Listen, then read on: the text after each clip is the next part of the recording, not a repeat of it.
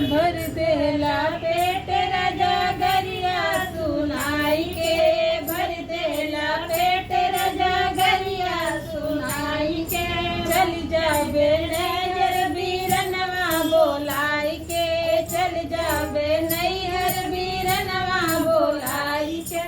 का करिए सासु का करिए ससुर, का करिए सासु का करिए ससुर, का करिए गौआ के लोग समझाई के, का करिए गौआ के लोग समझाई के।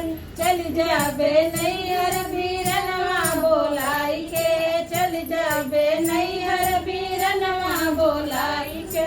का करिए जेठ जी का करिए जेठनी, का करिए जेठ जी का करिए जेठनी, का करिए गौआ के लोग समझाई के, का करिए गौआ के लोग समझाई के।